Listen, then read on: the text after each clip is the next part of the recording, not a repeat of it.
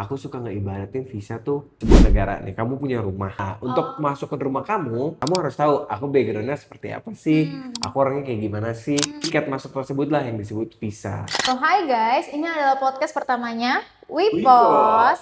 Di sini ada aku, Ana, as host hari ini, dan Teas. sebagai content creator yang mewakili visa expertise di Wipos. So, langsung aja deh katanya. Oke, Apa mungkin nih Kak Ana?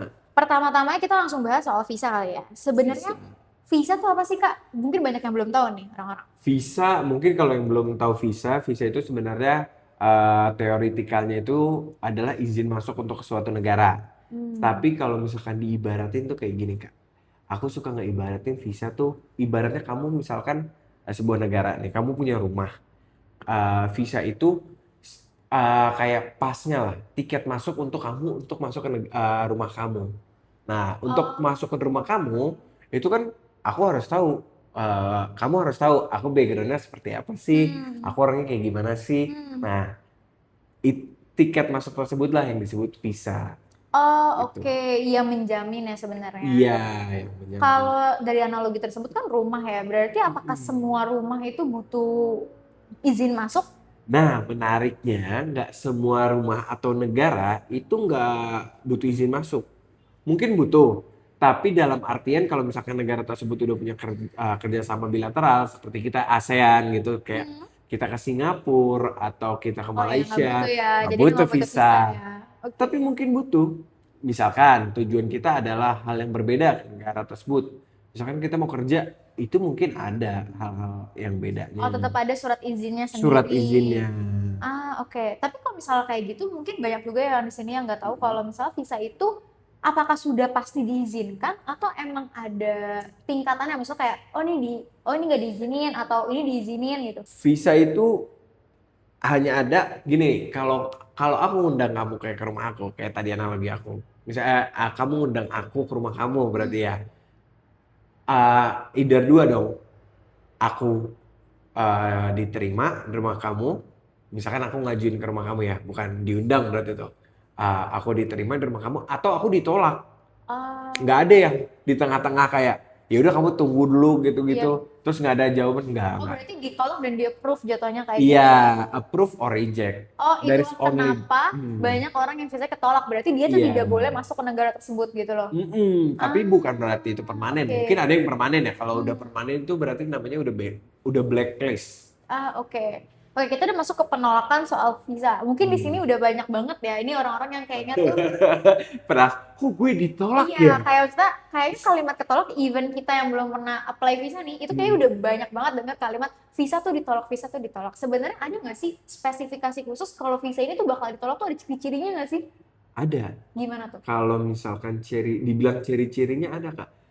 Sebenarnya visa itu kan balik lagi ke profil kita ya. Dan setiap negara itu pasti punya require atau dokumen-dokumen yang harus disiapin untuk Ya. apply visa tersebut.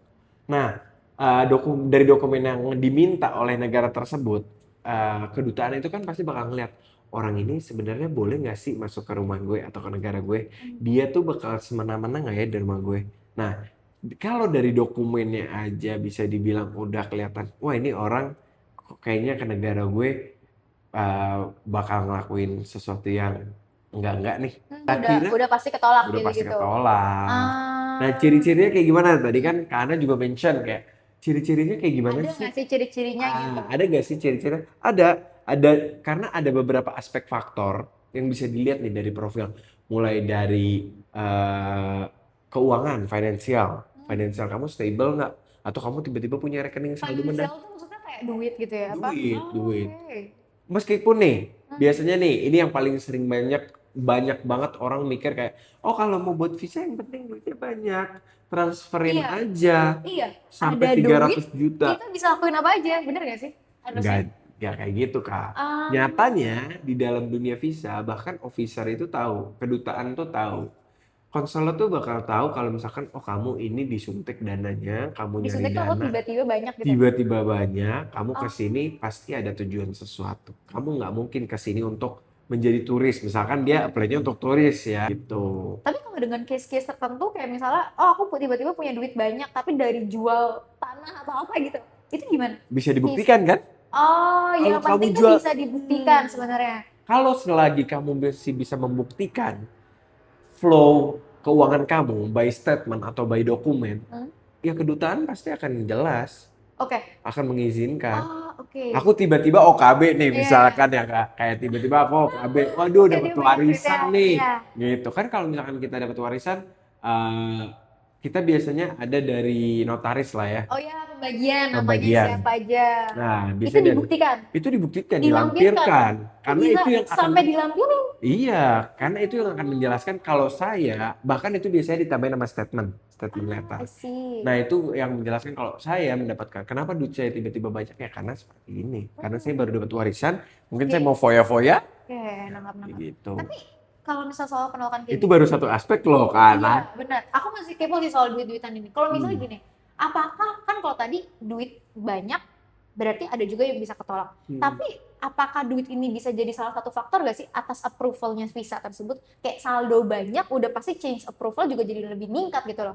Karena secara logika kayak gitu dong. Iya, kalau memang dipikir seperti itu, betul. Saldo banyak itu akan meningkatkan approval. Hmm. Tapi kalau misalkan kita deep down, lebih dalam, kalau emang kita ya di bagian analis itu, mereka tuh akan deep down lebih dalam ke cash flow-nya. Kamu nggak cuma punya saldo banyak dong. Contoh yang tadi, Iya. saldonya banyak, tapi di cash flow-nya bisa dibuktiin nggak? Contoh, aku punya income 10 juta, Hmm. sampai let's say sampai 15 juta. Setiap bulan aku mungkin tabung atau investasikan dan dapat return. Hmm. Pelan-pelan saldo aku banyak. Dan income aku juga stable kok. Aku jelasin aku income-nya dari mana aja. Misalkan dari aku kerjaan, gitu, gaji aku, dari Oh, itu harus investasi dibuktikan aku. berarti. Nah, itu dibuktikan. Itu kan semua ada. Itu pasti jelas, Kak.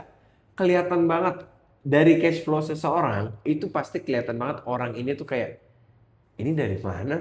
Tiba-tiba misalkan ya, let's say dia dalam 3 bulan tiba-tiba dia Banyak, iya, banyak. iya. Itu kan kelihatan banget, Kak.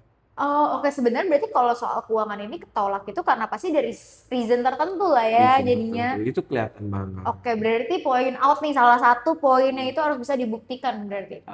Fun fact-nya, Hmm. itu orang tuh kadang ya mikirnya kayak, oh suntik aja gitu. Itu paling sering di lapangan. Itu fun fact-nya, mereka coba suntik-suntik, terus mereka mikir kayak, oh gue berhasil kok kemarin, gue Iya. berhasil kok. Padahal kenyataannya enggak. Tapi jujur ya, kalau dari pemikiran kita ya orang awam pasti kayak gitu nggak sih Kak? Kayak ada uang ya udah pasti everything's Iya, fine gitu everything's kan. fine. Jadi Ada makanya uang, pikiran, kalau background you naughty, iya. are you good or not? Oke, Gitu. ngerti, Kalau di ngerti, dunia ngerti. visa beda ya, karena negara tuh benar-benar ngelihat lu siapa gitu. Berarti mau jalan-jalan itu bukan cuma sekadar punya duit, lo udah mau pergi, punya waktu, langsung gas bisa. Tapi emang ada beberapa negara yang harus prosesinya itu banyak dulu. Sadly, yes. Aku Aduh. harus bilang sadly yes. Sains kita paspornya masih paspor Indonesia. Ini meskipun Indonesia udah membaik ya Kak, kita tuh udah ada di peringkat ke-63 loh. Dan Sih. itu pelan-pelan membaik meskipun masih kalah dengan negara tetangga, tapi Oh sadly ya, Singapura ya? ya. Oh, Malaysia sekarang lebih Oh kuat. iya. Tapi ya itu Kak, kita benar-benar udah bisa ngefokusin, maksudnya kita udah bisa memperjelas ke negara-negara kayak Schengen, kayak US, UK. Nah itu kalau udah ada negara itu tuh itu udah lebih mudah sih. Oke, kita ngomongin soal penolakan, alasan penolakan yang paling common yang tadi soal Ya, duit. duit. Oke, kita masuk ke reapply-nya. Bisa nggak sih orang-orang yang ketolak ini itu reapply? Atau emang sebenarnya sekali ketolak ya udah done, udah Ya. say goodbye sama negara tersebut? Nah, makanya cuman ada di Wipos tuh, rejection review. Jadi dia emang karena itu Rejection review apa? rejection review tuh kamu benar-benar bisa ditangani dari penolakan kamu sebelumnya, itu bakal direview. Kamu penolakannya karena apa? Pertanyaannya, is it okay buat kita nih kan kita mau jalan-jalan nih Kak, misal ke negara tadi apa Korea ya yang Iya. misal aku mau ke Korea, otomatis kan aku udah siapin ITIN. Nah, aman gak nih kalau misalnya di kondisi tersebut visa aku belum approve, akunya Udah beli tiket udah ya? beli tiket sama hotel. Nggak Menurut masalah. nggak ada masalah. Nggak ada masalah. Kalau kamu emang mau, kalau kamu udah yakin, ya nggak masalah. Tapi kalau ketolak, Tapi kalau ketolak kan kamu yang boncos. Tapi menyiasatinya ya dengan itu tadi. Ah, Dengan kamu itu sebenarnya ada loh namanya dummy tiket. Nah what ini for? nggak banyak orang tahu dummy tiket itu ya untuk kamu ketika kamu mau apply visa, kamu nggak perlu mengeluarkan uang sebanyak itu. Kan misalkan kamu udah buat ITIN. Let's say harga hotel atau tiket pesawatnya itu tiket bisa didamiin ya. Hmm. Itu sekitar 13 juta atau sampai 15 juta. Hmm. Sedangkan kamu dengan menggunakan dummy tiket, itu kamu hanya mengeluarkan 200.000, 300.000. Oke, tapi itu untuk syarat visanya Untuk doang. syarat visanya doang. Visanya udah approve, kamu mau booking dimanapun atau Oke. apapun itu terserah kamu. Oke. Tapi Kak Teas, aku mau nanya deh, ada nggak sih biasanya lu tuh, kan kakak pasti udah pernah handle beberapa tamu nih yang pernah ketolak. Tipikal tuh orangnya kayak gimana sih yang ketolak visanya ini? Biasanya intensinya itu buat kabur. Buat kabur. Buat kabur, nggak banyak orang tahu. Kalau itu tuh ternyata berdampak loh Kak. Buat buat kita yang benar-benar ngegunain visa tuh dengan baik gitu. Oh iya. Berarti Oh, nggak cuma buat paspor dia ya, bukan buat historinya dia doang ya? tahu nggak kemarin yang kasusnya Tahu? Korea? Tahu yang Iya, kabur ya? itu salah satunya. Nah, Kalau misalkan udah kayak gitu, coba Korea yang tadinya ibaratnya mau ngasih izin free granted, silakan Indonesia boleh masuk ke Korea free jadi visa. trust issue Jadi ya. kasih isu. Ah, emang kayak gitu sih. Di samping itu sebenarnya ada faktor lain ya, hubungan bilateral negara, diplomatiknya antara apa Kemenlu itu juga termasuk. Tapi pernah nggak sih kalian nih sebagai kita lah ya sebagai agent visa itu tuh ngebantu yang sebenarnya orang ini tuh udah rada-rada mau ketolak. Ada nggak kita ngebantu kayak gitu? Ngebantu ada Dan itu kita gimana? Gimana cara untuk kita tuh ada ngebantu namanya orang-orang kayak PA gitu? ya. PA itu adalah profile assessment. Nah, di profile assessment itu kamu tuh benar-benar dibantuin secara profile. Kalau emang profiling kamu itu nggak kuat, itu gimana caranya di planningin agar supaya kuat. Dari profile kamu tuh kayak gimana nanti akan ada penilaian. Nah, Oh, kalau tadi kan kamu ngomongnya apa? Dibantuin ya? iya, Ya kayak maksudnya ada orang nih yang sebenarnya tuh nggak layak dapetin visa. Emang dasarnya tuh bakal ketolak aja. Tapi tuh bisa nggak sih kita bantuin untuk bisa tergantung. approve gitu? Kalau emang intensi awal dia balik lagi ke ilegal, itu Yang nggak agak bisa. nggak bisa. Tapi kalau intensi dia sebenarnya emang, saya ke sana misalkan biasanya nih ya Kak, ada tipikal orang tua yang mau visit anaknya, mungkin anaknya dapat beasiswa atau something, tapi kan profil orang tuanya karena nggak kuat. Hmm. Nah itu bisa. Oh, gue ngerti. Berarti Nah sebenarnya itu dari tujuan awalnya aja. tujuan awalnya. Tujuan awal tuh beneran bagus apa Ah, enggak? Kalau emang Kalau emang dari awal tujuannya dia untuk intensinya kabur atau ituan, bahkan even kita Wipos, kita punya produk-produk kayak profile assessment yang buat ngejudge dia, kita punya produk kayak rejection review gitu untuk ngelihat kayak kamu tadi yang aku jelasin di awal, atau even kita benar-benar bisa ngasih dia konsultasi private lah, hmm, itu nggak akan bisa ngebantuin kalau intensi kamu ke sana itu benar-benar buat kabur. oh oke. Tapi nggak tahu ya, banyak nggak sih orang-orang yang emang punya intensitas untuk kabur kayak gini?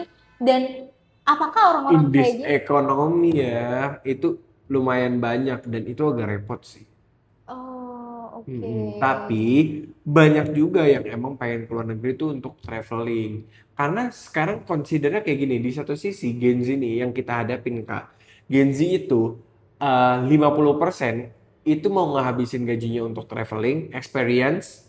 Nah, 50% lagi itu pengen nyari tambahan income dengan cara ya kerja di luar negeri. Oke. Tapi apalagi dari segi pemerintahan kita juga kemarin ada beberapa sounding-sounding yang Hmm. kayaknya menuju ke arah sana ya. Jadi mungkin dari orang-orang Jadi dari agak warga negara Indonesianya aja udah kayak udah ada intensitas untuk kabur kayak gitu. iya.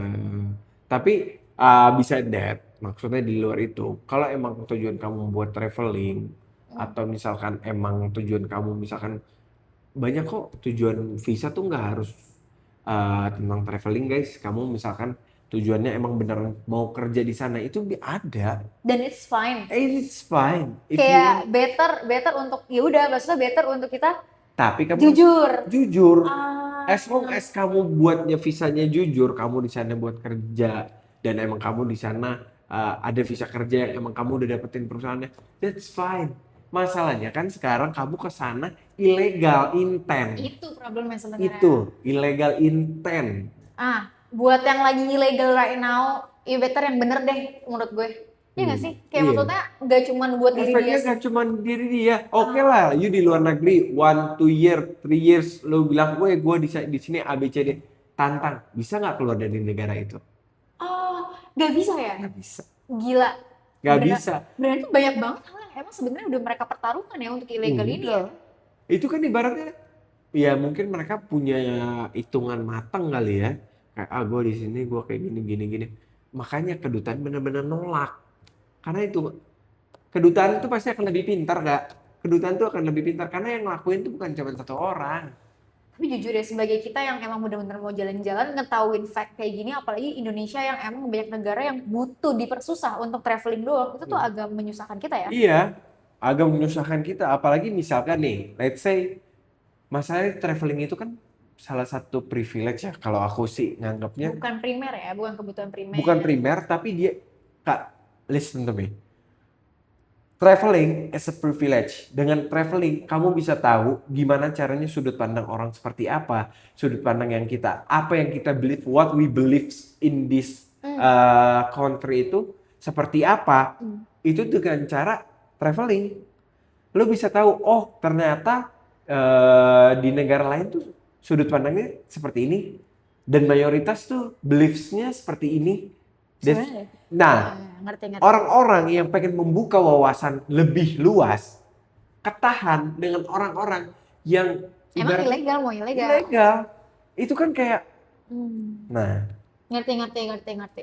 Jadi sebenarnya kalau dibilang gini, kenapa sih kedutaan seribet itu sampai harus nolakin orang ya? Karena mereka juga punya trust issue guys. Gak cuma orang-orang yang punya Sekarang trust gini, issue, tapi dari kedutaan juga punya trust issue gitu ya. satu kali kedutaan ngelakuin kesalahan, itu bakal kejadian kayak Maroko sama Spain. Apa tuh? Baru-baru ini Maroko sama Spain. Oh iya, yang banyak. ribuan Oh sampai iya. hampir berapa warganya Maroko itu berenang ke Spain. Itu tuh kejadiannya, kalau aku nggak salah ya guys, please correct me if I'm wrong. Itu cuman karena ada beberapa orang ilegal, maksudnya yang kayak gitu lah ya, imigran yang akhirnya okein. Oh, akhirnya mereka berbondong-bondong. Akhirnya berbondong-bondong Ya, dong. itu sih problem Itu ya nggak buat cuman negara itu. tujuan ya. USA itu salah satu contoh imigran yang akhirnya menguasai atau mendominasi. Oh, berani. Iya, jadi negaranya nggak punya karakter. Nah itu makanya kenapa kedutaan iya, kalah, makanya kenapa kedutaan itu ngebatasin. Karena setiap negara kan punya diversity-nya, they have their own cultures. Sekarang example gini, Indonesia kalau batiknya diambil aja udah kayak gimana? Iya sih, rendang Banyak. dikuasain Malaysia aja. Iya kan? Gitu. Kayak pada, ya kan? Iya. That's what I mean. That's why kedutaan itu ngebatasin orang-orang kayak gini. Oke. Tapi itu juga nggak sih Kak, mungkin alasan kenapa Amerika, I don't know bener apa salah, Amerika itu salah satu visa yang emang lumayan tersusah. Nah, Tersusah dalam artian dia tuh ada interviewnya, FYI. Aku nggak tahu itu bener apa enggak, please. itu benar. Benar. Learn from the mistakes dong. Ah, They learn from the mistakes. Mereka benar-benar belajar karena emang susah, karena emang udah kejadian banyak berarti kan migran. Ya akhirnya mereka memperketat dong. Makanya dengan kekuasaan dia, dengan kerjasama bilateral dia, dengan visa dia yang super power itu, yang lo punya visa Amerika, lo punya kuasa lah. Kalau di visa tuh udah yang kayak lo punya visa Amerika, lo punya kuasa. Oke. Itu otomatis akan ngaruh ke visa-visa lain juga. Tapi kalau misalnya untuk case visa Amerika sendiri kayak gini nih, itu kan dia ada interview dan kita juga harus melampirin dokumen. Apakah dokumen kita tuh dilihat atau sebenarnya cuma Dilihat. sekedar interviewnya aja? Karena interview kan itu face to face ya. Dilihat dari dokumennya, yang dilihat apa? Historical perjalanannya, financial kalau diminta. Tapi historical perjalanannya itu dilihat. Dan dengan adanya interview itu, change approval dan non approvalnya itu juga akan lebih ketat dong. Karena ya mungkin ada human error, tapi nggak akan banyak ya. Kedutaan bakal benar-benar kayak, oh lu cocok nih ke negara gue, enggak. Oke. Tapi setiap negara itu berarti punya tingkatan kesusahan dapetin visanya masing-masing, ya nggak sih? Punya, Dan ada biasanya tire-nya lah. Apa biasanya yang paling mudah untuk dapetin visanya? Ini buat kita lah, Gen Z yang emang baru mau start keliling. Kalau misalkan mau start aja. ya, mau start, you can start by China. Oh, di negara ini. China, ya, you can start by China. Visa Cina tuh nggak butuh rekening koran. Nextnya kamu bisa mulai kayak ke Korea, baru yang kayak di akhir-akhir tuh biasanya USA, UK, Schengen itu it's kind of bit hard. Schengen Hard itu ya. susah ya Ya. berarti ya. Oke, Schengen oke. tuh Schengen tuh dibilang susah tuh sebenarnya gak sih susah itu guys. Jadi tolong jangan salah artiin. Tapi dia tricky. Profil kamu sedikit apa ya salah Jelek. ya atau nggak connect Hah? gitu antara satu sama lain itu auto di reject. Oh, Jadi oke. benar-benar kamu butuh orang yang benar-benar ngerti gimana caranya semua dokumen yang kamu pegang ini, semua requirement yang dia minta eh, Dipenuhi. dipenuhi plus satu sama lain tuh saling nyambung gitu. Oh, Oh, dia tuh misalkan aku mau jalan-jalan sama istri sama anak aku yang nge-provide. Nah, itu gimana caranya? Kan itu kan kita ngasih ke kedutaan kertas doang, Kak. Nah, gimana caranya dari kertas itu kedutaan, oh orang ini memang pengen kesini buat oh, jalan-jalan, menjelaskan. ayahnya yang biayain, Hmm. ibunya pekerjaannya ini, anaknya seperti ini kayak gitu. Oke, oke. Udah ada gambaran sih soal visa, negara-negaranya, dan gimana cara kita untuk bisa approve-nya. Dan tadi kita ngebahas tentang penolakan-penolakan visanya, dan juga ada ilegal-ilegal tadi. Boleh tahu nggak sih Kak, biasanya dari visa tersebut tuh ada beberapa tujuan ya? Ada berapa tujuan untuk bisa dapetin visa? Paham nggak sih Kak? Kayak tujuan apa sih, spesifik tujuan apa yang ada visanya gitu loh. Spesifik tujuan apa yang Kayak ada misalnya lagi visa? turis jalan-jalan berarti harus butuh visa. Apakah ini akan berbeda dengan visa kerja tadi? Beda Nah, ada ya requirement-nya. satu requirement-nya dan juga berapa jenisnya. Kayak maksudnya, Oh banyak jenisnya Kak. I cannot mention. Ada banyak banget. Kayak Cina tersendiri ada visa yang buat visit keluarga Q2, ada yang buat menikah S2. S2 tuh menikah ya, maksudnya ah, bukan berarti kamu mau S2. Ada yang buat kamu buat student. oh itu beda-beda. Beda, dan requirement-nya masing-masing beda-beda. Contohnya, misalkan kalau emang mau ke Australia, kamu mau student, kamu harus ngelampin LOA. Tapi basically semua semua visa sih student harus ngelampin LOA ya. Dan itu requirement-nya juga bakal beda-beda. Beda-beda. Hmm. Kayak US tadi, US sama Schengen untuk turis, eh, itu dokumen tuh hampir segini guys. Tapi tebel-tebel ya, Schengen. tebel-tebel. Tapi kalau US dari segini itu diringkas cuma form Oh DS iya. 160. Oh gitu. Udah gitu kita bawa ke kedutaan, mungkin kita bawa rekening koran juga atau mungkin data-data yang lain untuk ngebuktiin. Kayak itu juga kalau diminta. Kalau iya kalau di ini, kalau enggak kita dapat pink slip. Oh ketik slip. Ditolak. Oh gitu. Gimana? Sebenarnya emang lumayan subjektif dari kedutaan ya. Dan Mm-mm. gimana cara kita untuk meyakinkan si pihak Iya, kedutaan ataupun that's officer. that's why Ah, profiling kamu dari dokumen-dokumen yang udah kamu kumpulin itu sangat penting. hmm. Iya kan? Nah, betul. Kalau aku sih setuju ya sebenarnya. Dan kayaknya yang satu hal yang emang penting banget untuk di notes adalah visa, bukan paspor. Paspor itu kan emang Mm-mm. sebagai Paspor kayak itu data diri kamu. identitas lah, identitas Mm-mm. kita, KTP kita lah untuk di luar negeri. Kalau sampai disalahgunakan ataupun illegal intent kayak gitu, itu tuh nggak cuma berimbas kepada diri dia yang emang nggak bisa balik atau pindah negara, tapi emang berimbas juga ke semua paspor hijau holder jatuhnya. Ya nggak sih? Mm-mm. Oke.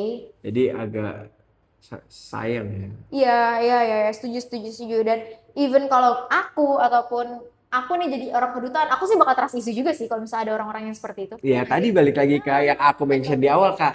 Kamu make punya sense rumah, gitu loh. Aku mau ke rumah kamu mau tiba-tiba pakai sofa kamu.